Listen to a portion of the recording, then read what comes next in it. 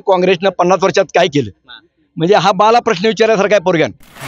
मग गोळीबार सरकार आहे का काय आहे? मोदी सरकार आहे का गोळीबार सरकार आहे? एकंदरीत गुंडाराज वाढले हा, गुंडाळून ज्या माणसाने त्यांच्यावर हे दत्तक वारस म्हणून शब्द दिला हे चुकीचं आहे का? जे होती की आम्हाला महाराज तुमची जमीन आणि काय तुमचा मोबदला असेल तर ह्या शाहू महाराजांनी कसं ना आम्हाला एकही मोबदला नको. आज आरेगावामध्ये पूर येतोय तिथं सुद्धा 6 एकर जमीन दिली ह्या शाहू महाराजांनी. आणि सोनतळे असेल चिखले असेल इथे पूर येतोय मोठा तिथं 500 ते 400 एकर जमीन ह्या शाहू महाराजांनी दिली आहे समाजासाठी. साहेब मला महाराष्ट्रातला रस्ता करायचा आहे आणि 50 पैसे रात्रीत पेट्रोलला वाढ कर अख्ख्या राज्यातला रस्ता होतो. अचानक 50 पैसे लिटरला वाढ केले राज्यातला रस्ता होतोय. मरायची पाळलेल्या डिझेल वाहनात टाकून 60 रुपये 120वर गेल्यावर हिनी त्या पैशाचं काय केलं? मग म्हणजे मोदी आणि अमित शहानी अदानी अंबानीसाठी चालवलेलं राज्य. बरोबर. लोक म्हणतात राजाने उभा राहा. अहो राजा आहे तर प्रजा आहे. अहो ते राजा दानत राजा हे आहे. त्यांचं वय पहिली चूक केली की तुम्ही 50 खोके एकदम ओके हे जे राजकारण केलं असं तिथं तुम्ही पहिलं बदनाम झाला. मला वाटतं मी 10वीला असेल इंदिरा गांधींची हत्या झाली त्यावेळी अक्षरशः वातावरण बदललं तर धुकं पडलं. दर्शक हो नमस्कार. डिजिटल कोल्हापूरमध्ये आपल्या सर्वांचं स्वागत आहे. सध्या लोकसभेची रणधुमाळी सर्वत्र आपल्याला पाहायला मिळते. वातावरणही तापलंय. फॉर्म भरायची डेट अजून यायची आहे म्हणजे अजून खूप उमेदवारांचे फॉर्म भरायचे आहेत परंतु आता सध्या वातावरण तापलंय. आपण कोल्हापूर मतदारसंघामध्ये कोल्हापूर लोकसभा मतदारसंघामध्ये ग्राउंड रिपोर्ट घेण्यासाठी गावोगावी फिरतोय. आज आपण करवीर तालुक्यातल्या कुरडू या गावी आलेलो आहोत आणि सध्याच काही 2-3 दिवसापासून दोन्ही बाजूनं आरोप प्रत्यारोप एकमेकांच्यावरती शिंतोड उडवणं पण चालू आहे. परंतु याची चर्चा लोकांच्यात काय चालू आहे, लोक काय याबद्दल प्रतिक्रिया देत आहेत, लोकांना याबद्दल काय म्हणायचं आहे हे जाणून घेण्यासाठी आपण आलेलो आहोत आता लोकांच्या मध्ये. पहिल्यांदा तुमचं सर्वांचं स्वागत आमच्या चॅनलवरती. तुम्ही निवांत बसला तरी चालेल. याच्यात कसंही कुठलेही कसलेही मुद्दे आपल्याला कुठल्याही विषयावरती बोलला तर चालेल. याच्यावरती काही बंधन नाही आहे. मुळात आम्ही जाणून काय घेतोय तर आता लोकसभेच्या धर्तीवरती वेगवेगळे आता महाविकास आघाडीकडनं शाहू महाराज रिंगणात आहेत, महायुतीकडनं विद्यमान खासदार मंडलिक साहेब रिंगणात आहेत, अपक्ष काही उमेदवार येतील, डॉक्टर चेतन नरके आहेत आणि असून कोण कोण नावं येतील काही कालावधीत. परंतु या सगळ्यांच्या धर्तीवरती तुम्ही लोकांनी काही आपली विचारधारा डोक्यात पक्की ठरवली की बाबा हा नेता आला तर आमचं भागाचं सोनं होईल किंवा हा चांगला आहे यानं पुढे यायला पाहिजे किंवा विद्यमान खासदारांनी फार चांगली कामं केल्यात यांनी पुढे यायला पाहिजे असं वाटतंय. तर असं एकंदरीत काय वातावरण आहे किंवा तुम्हाला काय वाटतं लोकसभेमध्ये काय होईल? तुमच्याकडे पहिल्यांदा तो गावचेच नागरिक आहेत का? ह्या आताच्या लोकसभेमध्ये शाहू राजांच्या बद्दल ह्या जिल्ह्यात पूर्ण 75% आदर आहे आणि यांच्याबद्दल एकही माणूस असा विरोध नाही आहे की यांचा पूर्व काळापासून हिने आपल्या जिल्ह्याचा हे केलेला आहे म्हणजे विकास केलेला आहे. कोल्हापूरसाठी राजर्षी शाहूंपासून जो योगदान आहे त्याबद्दल तुम्ही यांच्या बाजूला जिल्हा आहे असं म्हणताय. परंतु खूप चर्चा पण अशी पण आहे की मान गादीला आणि मत मोदीला. त्यांचं पक्षावर जात आहे त्याच्यामुळे ते विरोध बोलणार ह्याच्याबद्दल काय ते वादायचं नाही. कारण त्या पक्ष तसं होईल का नाही?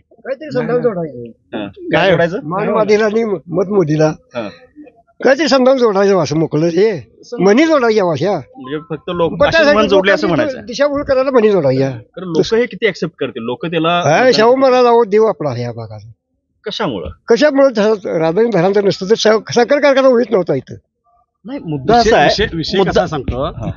छत्रपती शाहू महाराजांनी की सुरुवातीला ह्या भोजन समाजातली मुलं शिकायसाठी आणि पूर्वीच्या काळात की शिक्षणाकरता एकमेकावरती मतभेद करायचे तर शाहू महाराजांनी काय केलं 29 बोर्डिंग बांधलीत. दूरदृष्टी राजा असा की प्रत्येक राजाने काय केलं आपल्या कुणाला काय पाहिजे असं विचारलं तर प्रत्येक ह्याच्या राज्याने काय केलं राणीसाठी महाल बांधलेत.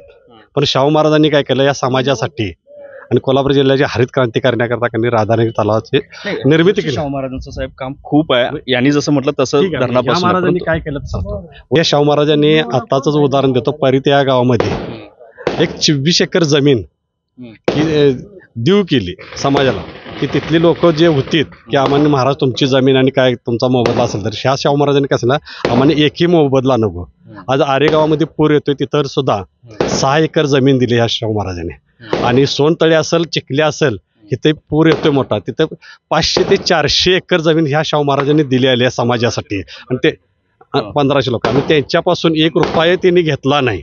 या शाहू महाराजांनी असं काम केलेलं आहे. याची कुठेही मांडणी किंवा याची कुठेही जाहिरात किंवा याची कधी प्रसार माध्यमच्या नात्याला लागत. त्यांचं इंग्लिश स्कूलमधनं अनेक विद्यार्थी त्यांनी घडविल्यात अपंग विद्यार्थी असतील, अंध विद्यार्थी असतील, त्यांच्यासाठी त्याने भरीव असा निधी पण तिने दिलेला आहे. मग छत्रपती संभाजीराजे असतील, मालोजीराजे असतील, ह्यांनी तर त्यांनी तालमीसाठी पण निधी भरपूर दिला. ह्या शाहू महाराजांचं कार्य म्हणजे हे असेल आपलं आंदोलन जे परवा झालं याचं टोल उठाव, कोल्हापूरचा टोल उठाव, त्या आंदोलनामध्ये त्याने हिराहिरानं भाग घेतला. त्याच्यामध्ये एन डी पाटील साहेब होते, एन डी पाटील, निवासदादा साळुके असतील, अनेक याच्यात म्हणजे एकंदरीत तुम्हाला हे सांगायचं की त्यांनी केलेलं नाही जो आरोप केला जातो काही लोकांच्याकडनं, तर त्यांनी खूप कामही केल्यात, जमिनीही दिल्यात, आणि दुसरं की तुम्ही म्हणताय तसं वेगवेगळ्या आंदोलनातनी त्यांचा मीही बघितलेलं आहे की परत असं होतंय जी माणसं नंतर नंतर भरकटलेल्या काही ठिकाणी बाग बगीचा असेल किंवा असं गड किल्ले असतील, राधानगरचे धरण असेल, त्या जिल्ह्यात अनेक धरणं आहेत,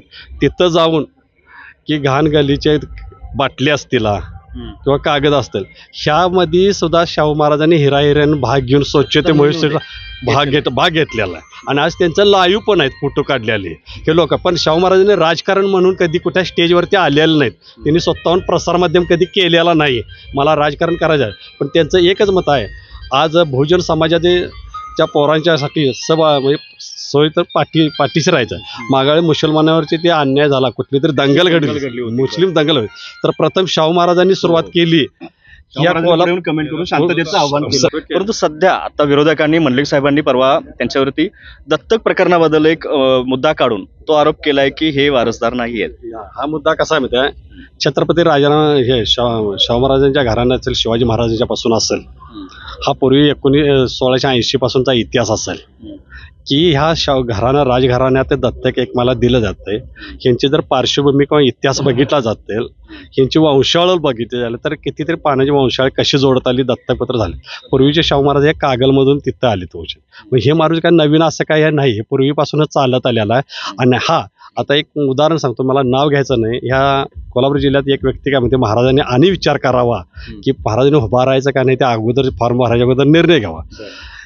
तर ह्या देशाला आणि ह्या जगाला स्वराज्य स्थापन करायचं काम कोणी शिवाजी महाराजांनी केलं. आणि शिवाजी महाराजांनी केलेलं काम की छत्रपती घराण्यात भिणारे माणसं नाहीत, हा त्यांच्यात मर्दपणाची वृत्ती आहे आणि ही युद्ध आहे. निवडणूक म्हणजे ही युद्ध आणि लढायची ताकद त्यांच्याकडे, ती भिणारी माणसं नव्हत.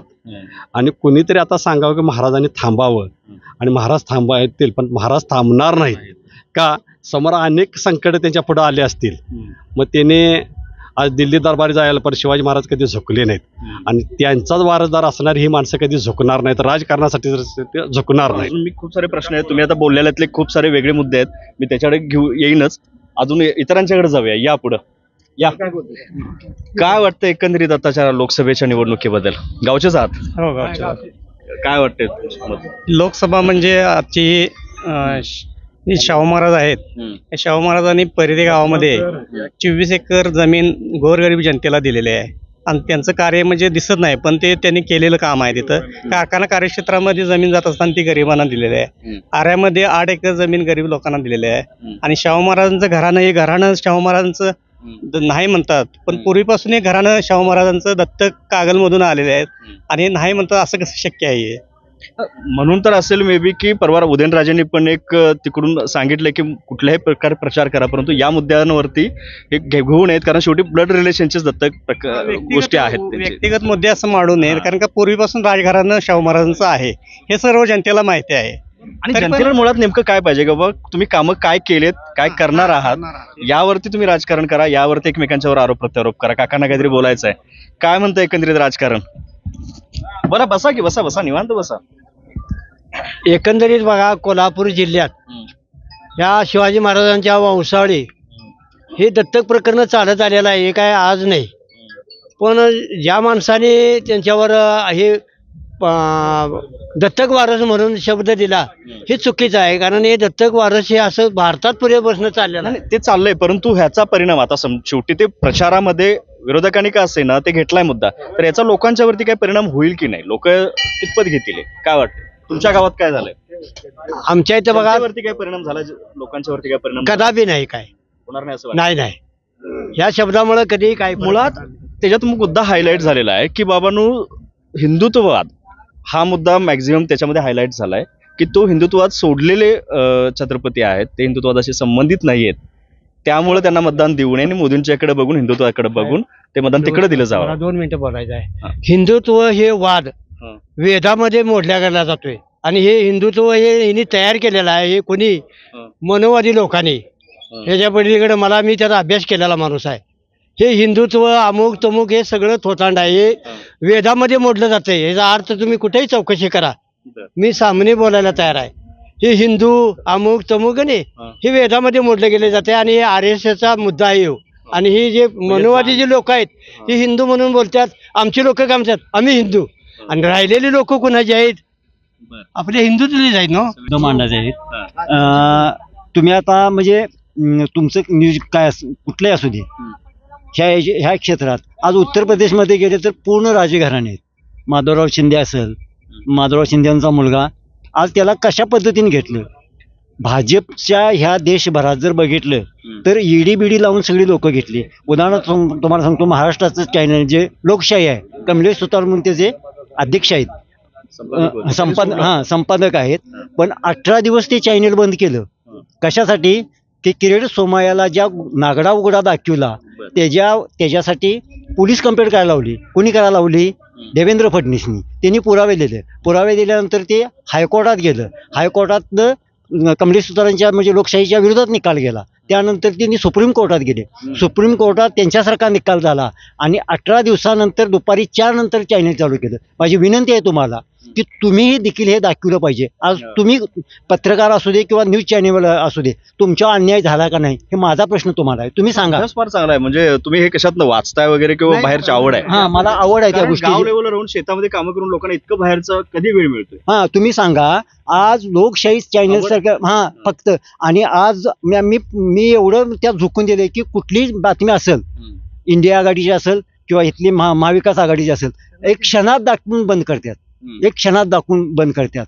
म्हणजे मला म्हणायचं काय, तुमच्यासारख्या लोकांनी चॅनलने सत्य बाजू पडताळायला पाहिजे. हा राष्ट्रीय मुद्दा आहे आणि तसं बघायला गेलं तर लोकशाहीच्या 4थ्या स्तंभाचा फार मोठा मुद्दा आहे. आणि यांनी जो बोलला हा फार अभ्यासाचा मुद्दा आहे. आणि सध्या सगळे याच्यावरती फार मोठ्या चर्चा पण घडतायत.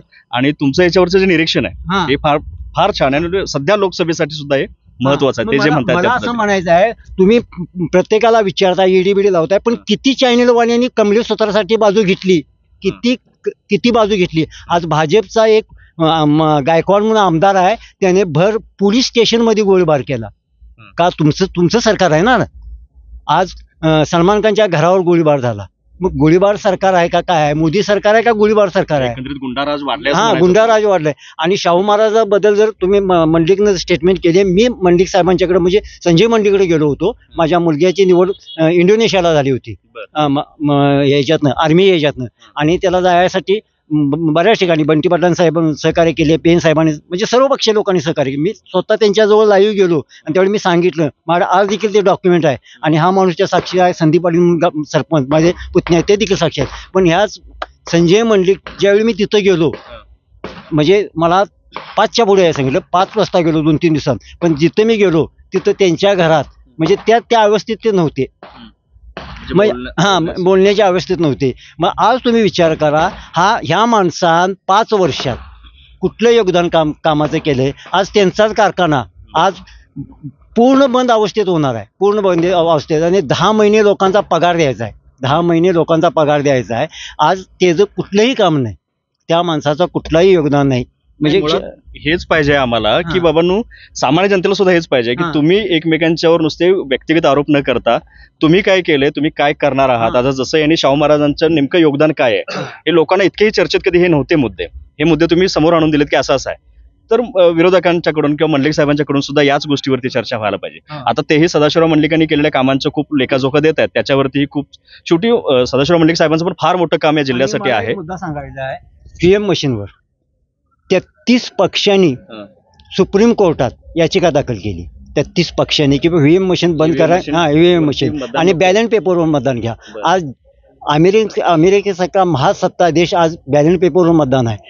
बहुतांशाने मला वाटतं 70% आज जागतिक लेवलच्या बॅलेट पेपरवर मतदान आहे. पण मला सुप्रीम कोर्टाला, म्हणजे कोण नाही बोललं, पण मला सुप्रीम कोर्टाला बोलायचं आहे की तुम्हाला मतदान मोजायला, म्हणजे ते काय म्हणतात, कुणी मतदान मापायचं, तुम्हाला काय, तुम्हाला माणसं माप आहेत ना, तरी पण त्यांनी नोटीस दिलीच नाही इलेक्शन कमिशनला, अशी दिली की ते व्हीव्हीपॅट म्हणजे ज्याच्यातनं ते प्रिंट पडणार आहे हा. तीही मोजण्यास काय हरकत आहे, याचे गोष्टी त्यांना ते बरोबर आहे. पण आज तुम्हाला मी सांगतो, अमित शहा, मोदी ह्या लोकांनी काय केलं तुम्हाला, महाराष्ट्राचा जर काय व्यवहार होत असेल राजकीय दृष्ट्या किंवा तुम्ही निवडणूक कार्यालय पूर्ण ताब्यात घेतलं, निवडणूक कार्यालयाला काय अधिकार आहे की पक्ष कुणाचं आणि चिन्ह कुणाचं, त्याच्यावर तुम्ही बोलणार का नाही? तुम्ही सगळं ठरवणार काय? आज महाराष्ट्रातलं एखादी बाजू कोर्टात न्यायची आहे तर त्या वतीने माणसं नेमल्यात की महाराष्ट्राचा निकाल शरद पवार, काँग्रेस आणि उद्धव ठाकरेच्या विरोधात द्यायचा. ही प्रत्येक स्टेटला, गुजरात असेल, गुजरातची माणसं त्यांनी नेमल्यात. म्हणजे गुजरातमध्ये काँग्रेसची बाजू आहे, महाराष्ट्रात फक्त शिवसेना त्या लेवलला आहे. आज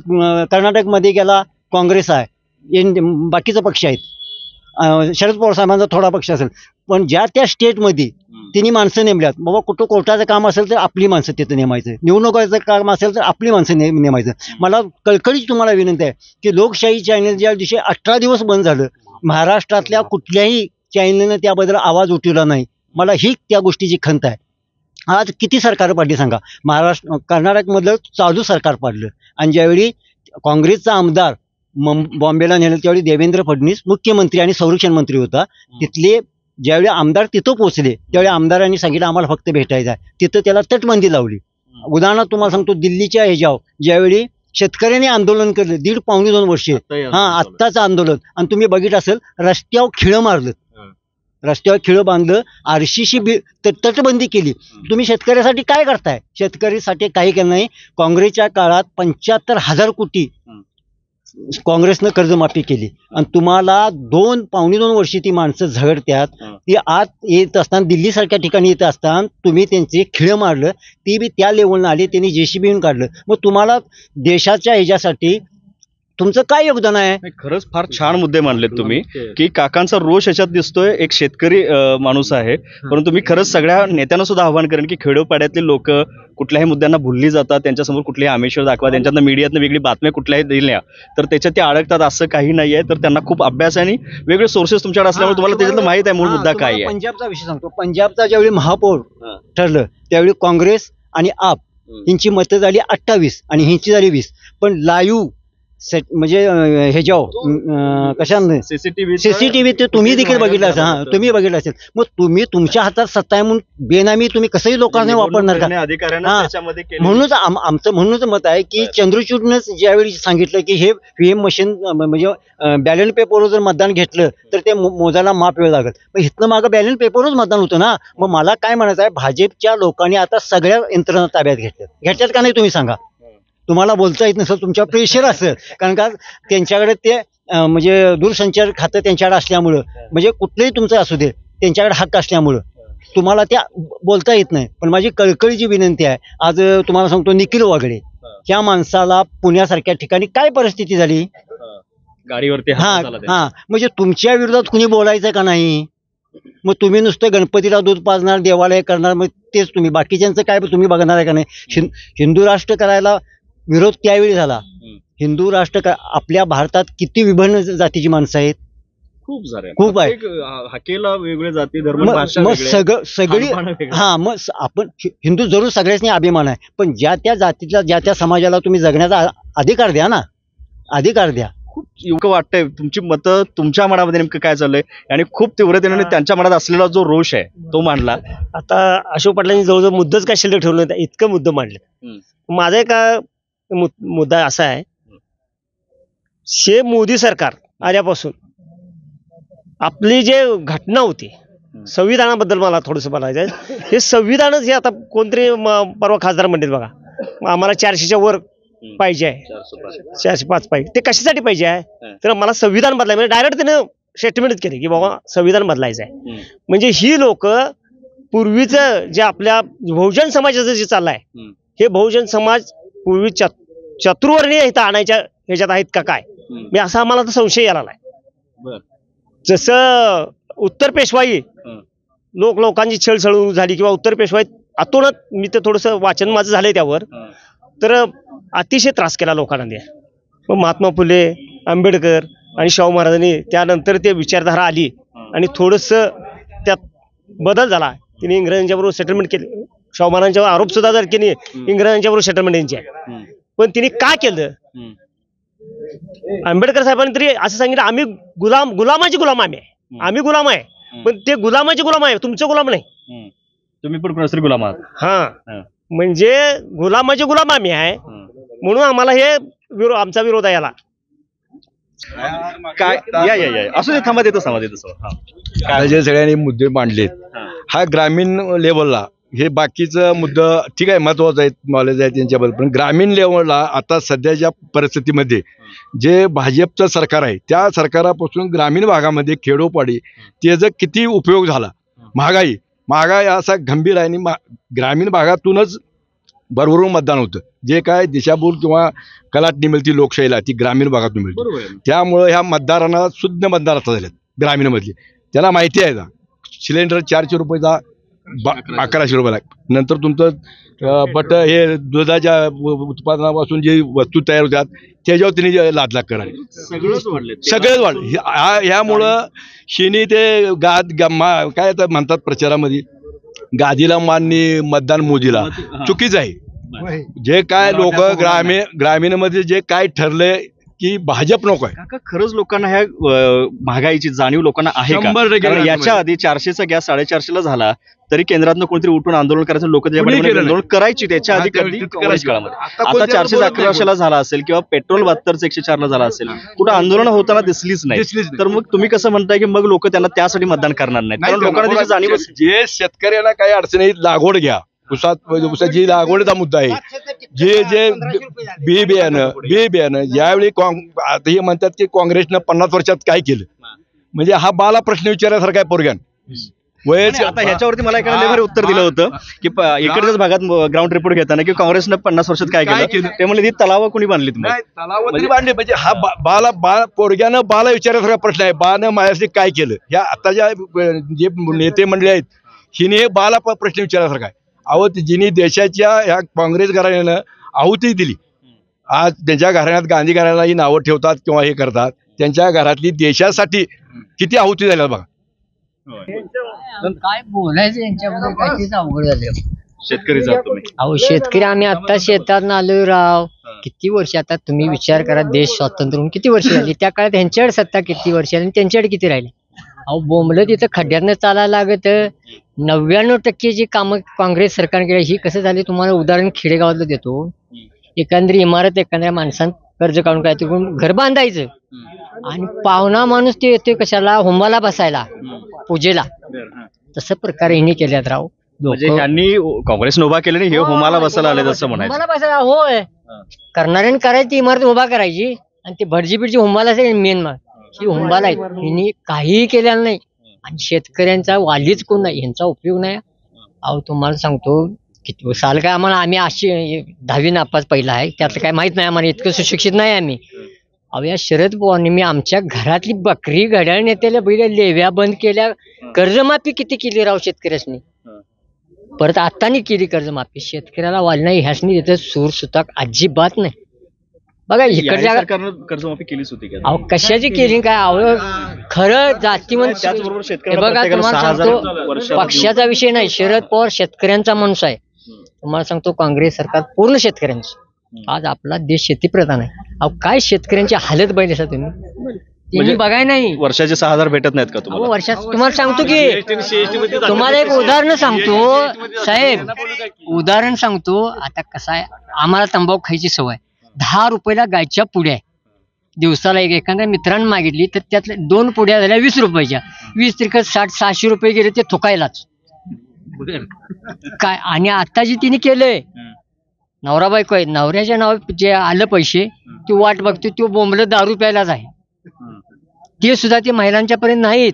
काय येते ते 1000 रुपयाला, काय घेऊन बसला. इथं रोजगारी किती वाढली, 6,000 तर राहत्यात किती सांगा. आणि तुम्हाला एक उदाहरण देतो, मला इतका आम्ही काही एवढा सुशिक्षित नाही पण ऐकून थोडंफार ज्ञान आहे मला. नितीन गडकरींचं वाक्य आहे, अटल बिहारी वाजपेयी पंतप्रधान होते तर त्यांचं काहीतरी चाललं असणार, त्यांच्या खात्यातले मंत्री ते साहेब मला महाराष्ट्रातला रस्ता करायचा आहे आणि 50 पैसे रात्रीत पेट्रोलला वाढ कर, अख्ख्या राज्यातला रस्ता होतो. अचानक 50 पैसे लिटरला वाढ केले, राज्यातला रस्ता होतोय. मरायची पाळलेल्या डिझेल वाहनातनी टाकून 60 रुपयाचं 120वर गेल्यावर हिने त्या पैशाचं काय केलं मग? एवढे पैसे 50 पैसे जर रात्रात वाढीला अचानक तर राज्याचा रस्ता होतोय. नितीन गडकरींचं वाक्य आहे. आणि आज सगळ्यात तुमच्या काळात 60चं 120वर गेलं की मोदीचं सिलेंडर म्हणाले तिकडे तिकडे पैसे घेऊन ते झेरॉक्स काढून 100-150 रुपये घेऊन 3 सिलेंडर घेतली. आईच्या बायकोच्या आमच्या नावाने भरून दिलीत. आता पडल्यात खिनं काही 1100 आणि 1200 भरायचं. कुठलं आणायचं होती पैसे भरायला? घरात निवांती लागायची पळायला. फुकटचं मिळाले आणून कशाला ठेवले? दुसरी ज्यांच्याकडे 4 पैसे ती लोक घेतात. हो, आमची पडल्यात रिकामी. फुकर दिले आधीने आता पैसे एक्स्ट्रा करा म्हणजे दावताना सुईचे मागणं दाबणाचं टावायचं. आणि तुम्हाला सांगू या सरकार ह्या काँग्रेस सरकारनं आज विचार करा. माणसं बदलतात. मला वाटतं मी 10वीला असेल इंदिरा गांधींची हत्या झाली त्यावेळी. अक्षरशः वातावरण बदललं तर धुकं पडलं तर म्हणजे त्याची कितीही असेल सांगा. आज तुम्ही तुमच्या पक्षातल्या माणसाने एका माणसाचा मृत्यू कुठं झाला यांचा आता हाय भाजपवाल्यांचा. अहो घरानं गेलं किंवा देशासाठी काय त्यासनी प्रपंच जमिनी करायच्या काय खायन साठवा त्यासनी काय राजकारणात नाही भाग घेतलं पोटं भरणार नाही त्यांची. वाटतं तुम्हाला तर राहुल गांधी पंतप्रधान होतील? 100% होऊन आणि व्हायलाच पाहिजे. नाहीतर शेतकऱ्यांचा पाठिंबा आहे. आम्हीच शेतकरी लोक बोलतात ते देशाचा पाठिंबा आहे. शेतकरी वर्ग जास्त आहे. लोक कावल्यात. 10 कुटुंबात एक माणूस सुशिक्षित आहे तो कुठं तर काही 90% लोक पाठीशी आहेत बघा या. आणि असली काँग्रेसचं सरकार पाहिजे आणि गांधी घराण्यातलाच पंतप्रधान पाहिजे. एकंदरीत या वातावरणात असं म्हणायचं तुम्हाला की शाहू महाराज इकडं अहो त्या माणसाने कमी केले काय सांगा? किती लोक आता आमचं राधानगरी तलाव आम्हाला जायला लागला तर झरं काढायला कुठंतरी पाणी मिळालं असतं का? आज जमिनी उसाला सुद्धा आहे. या पुढे का या अहो काय पाण्याचं किती हालत होते सांगा भाऊ. कितीतरी लोकांचं योगदान दिलं नाही. ते शेवटी शिंदे गटाचे खासदार म्हणून ओळख आहे. तर त्या गटाचं एक वर्चस्व किंवा त्यांचा मुख्यमंत्री आहे सध्या शेवटी महाराष्ट्रामध्ये शिंदे गटाचं, तर त्याचा या लोकसभेवरती काही परिणाम होईल का? काही नाही. मुळात मुद्दा आहे की शिंदे सरकार जे स्थापन झालेलं आहे पहिला ट्रेंडच होता की काय ते डोंगर काय ते झाडे काय ते हॉटेल आणि मुंबई ते गुवाहाटी कशा पद्धतीने गेले शहाजी बापूंचं वाक्य आहे. आणि अशातूनच की ना मुळात उद्धव ठाकरेंच्या वरती सरकारनं काय तुमच्यावर विश्वास टाकला नाही असं का नाही. यांच्या ज्या फायली होत्या आणि जे बीजेपीकडे होते जे म्हणजे महाराष्ट्राचं ज्यांना नारद मुनी म्हटलं जातं ते देवेंद्र फडणवीस आणि त्यांनी विधानसभेत सुद्धा नंतर सांगितले की रात्रीच्या 12 नंतर आमचे खलबते सुरू व्हायचे. हे डिक्लेअर त्यांनी ऑन द ह्याच्या रेकॉर्डला सांगितलेलं आहे. आणि हे सगळं महाराष्ट्र पाहतोय पूर्ण उघड्या डोळ्याने. आणि पुढच्या काळातलं जे राजकारण आहे जातीय दंगली धार्मिक दंगली हनुमान चालिसा हिंदू मुस्लिम वाद निर्माण करा मराठा दलित वाद निर्माण करा अशा पद्धतीचे गेल्या 2.5-3 वर्ष यांचं राजकारण चाललेलं आहे. आता मूळ मुद्दा जो आहे आता कोल्हापूरचा जो विषय आहे महाराष्ट्राचं राजकारण हे महाराष्ट्राच्या अस्मितेवरती आहे. त्याला संयुक्त महाराष्ट्राचा लढा आहे. त्याच्या पाठीमागे मुंबई एकीकरण मुंबईचा लढा आहे. महाराष्ट्र एकीकरण समितीचा आहे. बेळगाव कर्नाटकचा सीमावादाचा हा प्रश्न आहे. आणि महाराष्ट्राचे जे मेन सोर्स आहेत ते प्रबोधनकार ठाकरे आहेत डॉक्टर बाबासाहेब आंबेडकर आहेत आणि कोल्हापूरचे शाहू आहेत शाहू फुले आंबेडकर. आज जी तुम्हाला युनिटी झालेली दिसते ही प्रबोधनकार ठाकरेंची आहे कोल्हापूरच्या शाहू महाराजांची आहे. आणि त्याच्यानंतर कोल्हापूरच्या गादीसाठी तरी डॉक्टर प्रकाश आंबेडकरांनी तर सांगितलं की आम्ही तिथं सीट जो उमेदवारच देणार नाही कारण शाहूंचे आमचा हा वारसा आहे. पाठिंबा जाहीर केला त्यांनी. आता मुद्दा येतो कुठे की हा वारसा आम्हाला पुढे न्यायचा आहे. तुम्ही तिथं वय विचारू नका. शाहू महाराजांचं वय विचारायचं नाही. आम्हाला समतेचा स्वातंत्र्याचा आणि सर्वांच्या हक्क अधिकाराचा जो संदेश शाहू फुले आंबेडकरांनी दिलेला आहे तोच आम्हाला पुढे न्यायचा आहे.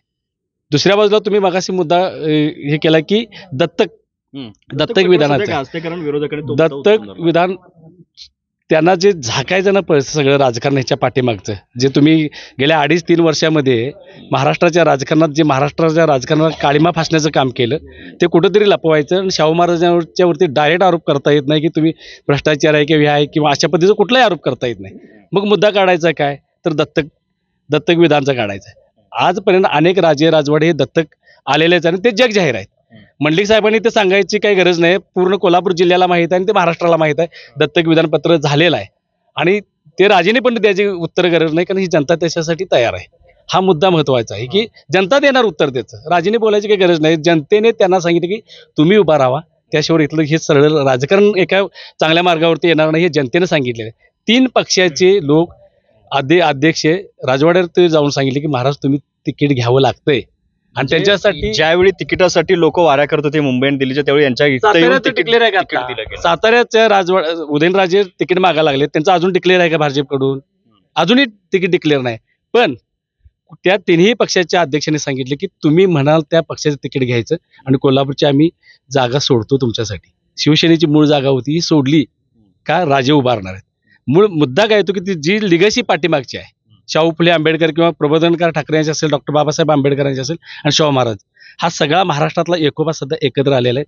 ह्या जातीयवादी धार्मिक ज्या पद्धतीचे वितुष्ट निर्माण करायचं, द्वंद्व निर्माण करायचं, थोडा आणि राजकारण असं करत चाललंय असं म्हणायचं. अगदी दुसराही ठपका त्यांच्यावरती याच ह्याच्यानं दत्तक प्रकरणात ठेवला जातोय की बाबा ते हिंदुत्ववादी विचारधारेचे नाहीयेत. आता मूळ गादी ह्या महाराष्ट्रात दोनच गादी आहेत, एक साताऱ्याची गादी आणि कोल्हापूरची गादी आहे. आणि कोल्हापूरची गादी ही ताराराणींची आहे आणि साताऱ्याची गादी म्हणजे महाराष्ट्र छत्रपती शिवाजी महाराजांच्या याच्यातून वंशातून निर्माण झालेल्या 2 गादी आहेत. रायगडचा सोहळा कोण करतंय? जो 6 जूनला जो सोहळा होतोय तो कोण करतंय? राजेच करतात ना.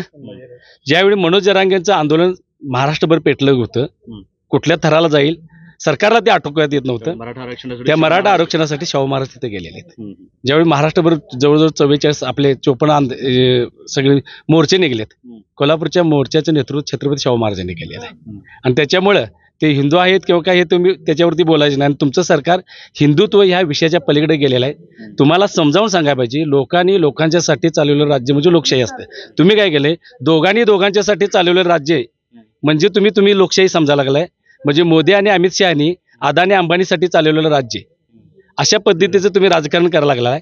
तरी लोकांच्या मनातनं तुम्ही पूर्ण उतरलेला आहेत. पब्लिक तुमच्या बरोबर नाही आहे. पब्लिक आता महाविकास आघाडी बरोबर आहे. आता तुम्ही जे मुद्दे मांडलेत खूप सारे, ते लोकांनी वैचारिक आणि बुद्धिवादी विचार मांडलेत की ज्याच्यासाठी खूप अभ्यास किंवा तेवढा बैठक असायला पाहिजे.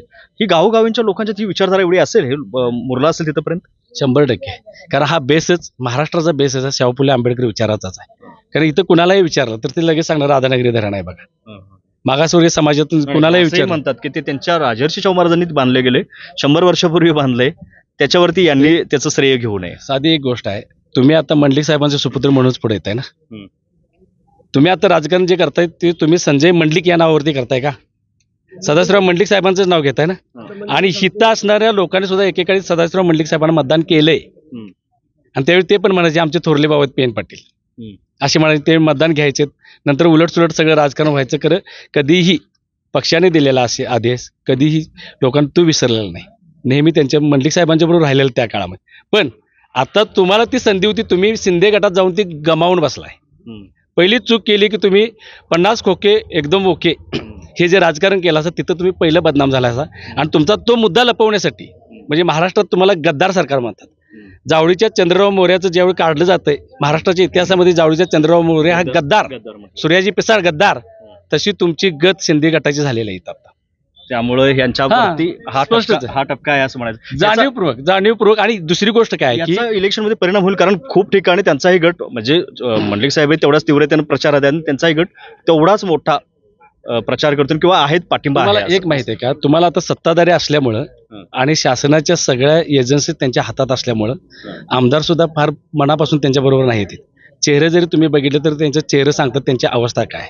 म्हणजे कोल्हापूर जिल्ह्यापासून महाराष्ट्राच्या राज्य मंत्रिमंडळातल्या सगळ्या लोकांचे चेहरे बघितले तर त्यांची मानसिकता विस्तव बसल्यासारखं आहे सध्या आहे, अशी परिस्थिती आहे. जनता खालचं पब्लिक जे आहे ते टोटल त्यांच्या विरोधात, पब्लिक टोटल विरोधात. नाही, हाच मुद्दा आहे की मग आता तुम्ही जसं म्हणला तसं मग महायुतीमध्ये असणारे आपल्या इकडे जे मंत्री वगैरे आहेत महायुतीत असणारे म्हणतो मी, ज्यांनी आता मंडलिक साहेबांना मतदान करण्यासाठी आव्हान केले त्यांच्या कार्यकर्त्यांना, मतदारांना, त्यांच्या तुम्हाला माहिती आहे का, ज्या दिवशी अजित पवारांनी प्रवेश केला ह्याच्यामध्ये, सरकार त्यांचं झालं त्यांच्या उपमुख्यमंत्री, त्याच्या 15 दिवसापूर्वीची मुश्रीफ साहेबांच्या मिसेसची बाईट आहे. आम्हाला एका कडनाशी उभे करा, गोळ्या घालायला मारा, आम्हाला चौकशीला सामोरं जाऊन आता आम्हाला जगणं मुश्किल झालेलं आहे. आणि जो इथं चौकशीसाठी याचा किरीट सोमय्या, त्यांची ABP माझावरची 8 दिवसापूर्वीची बाईट बघा. नाही, मला देवेंद्र फडणवीस सांगायचं, पक्षाचा आदेश असायचा म्हणून मला ते करावं लागायचं. ही धोरणं काय, तुम्ही काय घेऊन चाललाय? राजकारण करताय का? इथं सर्वसामान्य जे माणसांचे प्रश्न जे आहेत त्याच्यावरती तुम्ही चर्चाच करत नाही. विकास राहिला बाजूलाच, फक्त मोडा तोडा आणि राजकारण करा. ब्लॅकमेलिंग आहे सरळ, लोकांचं ब्लॅकमेलिंग आहे सरळ. आणि नेत्यांना पूर्ण आपल्याकडे घ्यायचा तो गट वापरायचा असं तुम्हाला म्हणायचं आहे? 100% राजकारणात याचा काय परिणाम आता ह्या निवडणुकीत होणार नाही असं म्हणायचं आहे? 100% होणार नाही, 100% होणार. कारण खूप ठिकाणी हाही मुद्दा येतोय, म्हणजे आता तुमच्या गावामध्ये एक वेगळाच बेस आहे, परंतु भरपूर ठिकाणी हा मुद्दा येतोय की मंडलिक साहेब उलट अजून खूप साऱ्या मुद्दा येतोय पुढे की घराणेशाहीवरती बोललं जाते. काँग्रेस 2014ला भारतीय जनता पार्टीने महाराष्ट्रातले 65 घराणे काढलेले होते की महाराष्ट्रातली सत्ता यांच्याकडेच असतात. मराठ्यांच्याकडेच असते, अशा पद्धतीचे एक राजकारण त्यावेळी सेट केलं. दुसरी गोष्ट, शेतकऱ्यांच्या प्रश्न आत्महत्येवरती ते चर्चा करत होते. तिसरी, स्वामीनाथन आयोगाच्या संदर्भात ते बोलत होते. दुसरी, त्याच्यानंतर जी मनरेगा सारखी योजना आहे, तर संसदेत म्हटलं की मनरेगा तो मैं ऐसे उडा डालूंगा, मोदींचं वाक्य. आता तीच मनरेगा भारत जगामध्ये एक नंबर आहे मनरेगा. अन्न सुरक्षेच्या कायद्यावरती तुम्ही बोलला, तो अन्न सुरक्षा कायदा आता अधिक ज्यादा लोक 80 कोटी लोकांच्यापर्यंत तुम्ही पोहोचवायला लागलेला आहे. जिथं गरीब हटाव म्हणताय, म्हणजे मुठभर लोकांचं तुम्ही कल्याण करायला लागला आणि बाकीच्यांना रेशनवरतीच तुम्ही ठेवायला लागला. हे एक राजकारण आहे. महाराष्ट्रातली जी 65 घराण्यापैकी जवळजवळ 50 घराणे आता तुम्ही अशीच अच्युती उचललेले आहेत. त्यांना ईडीची, सीबीआयची ह्या इन्क्वायरी सगळं कोणाला पैसे देऊन, कोणाला कारखान्याला मदत करून अशी सगळी उचललेली. आणि तुम्ही आत्ता महाराष्ट्रात जर बघितलं, घराणेशाहीची तिकीट जर वाटलेल्यापैकी 20 महत्वाची घराणे जी आहेत त्यांना दिल्यात, त्यातली सगळ्यात जास्त भारतीय जनता पार्टीने दिली. कुठलं पेपरला होतं हे स्पष्ट आहे. म्हणजे घराणेशाहीचा सुद्धा मुद्दा तुम्ही तिथं कट झालेला आहे. आता दुसरा मुद्दा की शासकीय योजनाचा आहे. यांनी फक्त नावं बदलायचं काम केलं आणि सामान्य माणूस जो शेतात शेतकरी काम करू शकतो, जो कामावर जाणार कामगार आहे, त्यांना लाईनमध्ये उभा केलं सरकारी ऑफिसचे कागद गोळा करायला. आज लाभ काय, तुम्ही ज्या पीक विमाच्या काही मध्यंतरी स्कीम्स आणल्या, खाजगी विमा योजनेत लुटला अक्षरशः शेतकऱ्यांना. आजपर्यंत त्याचा काही लाभ झालेला नाही. एकमेव ते 2000 जे आहेत त्याला पण आता तुम्ही इन्कम टॅक्सची जोड दिलेला आहे. सरकारी नोकरी तुमच्यात कोणाचं त्यांना मिळणार नाही. अशा अनेक अट्टीत तुम्ही त्यांना गुंतवून मारत आहेत शेतकऱ्यांना.